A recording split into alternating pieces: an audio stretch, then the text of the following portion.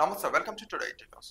అర్హులైన పేదలకు double bedroom ఇండ్లు ఇవ్వాలని, సాంఘిక కార్యకలాపాలకు అడ్డంగా మారిన డబుల్ బెడ్రూమ్ ఇండ్లు లబ్ధిదారులకు కేటాయించాలని, లేదంటే పేదలకు డబుల్ బెడ్రూమ్ ఇండ్లు ఆక్రమిస్తామని సిపిఎం నగర కార్యదర్శి గుడికందుల సత్యం అన్నారు. సిపిఎం నగర కమిటీ ఆధ్వర్యంలో కరీంనగర్ కొత్తపల్లి మండలంలోని పద్మానగర్ చింతకుంట శివారులో నిర్మించిన ఇళ్లకు సందర్శించడం జరిగింది.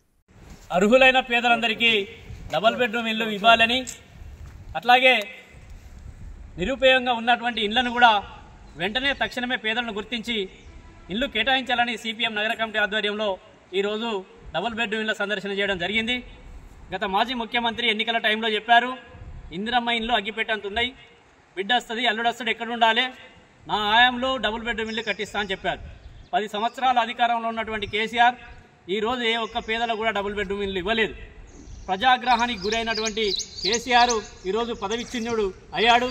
ఇప్పటికైనా ఈ రాష్ట్ర ప్రభుత్వం దాన్ని దృష్టిలో పెట్టుకొని అర్హులైన పేదలందరికీ కూడా డబుల్ బెడ్రూమ్ ఇల్లు ఇవ్వాలని చెప్పి కూడా సిపిఎంగా డిమాండ్ చేస్తూ ఉన్నాం. ఇక్కడ ఉన్నటువంటి పద్మనగర్లో చింతకుంటలో ఉన్నటువంటి సుమారుగా 1000 ఇండ్లు పూర్తయినటువంటి పరిస్థితి ఉంది. 70%, 60%, 90% వరకు కూడా కొన్ని ఇండ్లు పూర్తయినటువంటి పరిస్థితి ఉంది.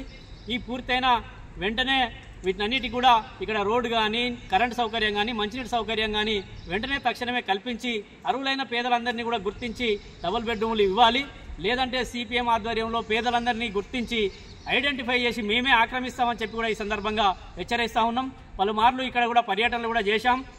చిన్న లోపాలతో కూడా ఈ ఇండ్లు కట్టించకపోవడం, ఈ ఇండ్లను పూర్తి చేయకపోవడం మూలంగా ఈరోజు అసాంఘిక కార్యకలాపాలకు ఇక్కడ అడ్డగా మారింది, తాగుబోతులకు అడ్డగా మారింది.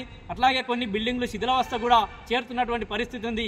అందుకని ఈ రాష్ట్ర ప్రభుత్వం ఈ డబుల్ బెడ్రూమ్ ఇళ్ల పైన కూడా దృష్టి సారించి వెంటనే అర్హులైన పేదలందరికీ కూడా డబుల్ బెడ్రూమ్ ఇల్లు కేటాయించి ఇక్కడ సౌకర్యాలు కల్పించాలి. లేదంటే పేదలతో ఈ ఇళ్లను ఆక్రమిస్తామని చెప్పి కూడా ఈ సందర్భంగా మేము హెచ్చరిస్తా ఉన్నాం. గుడికందుల సత్యం, సిపిఎం నగర కార్యదర్శి.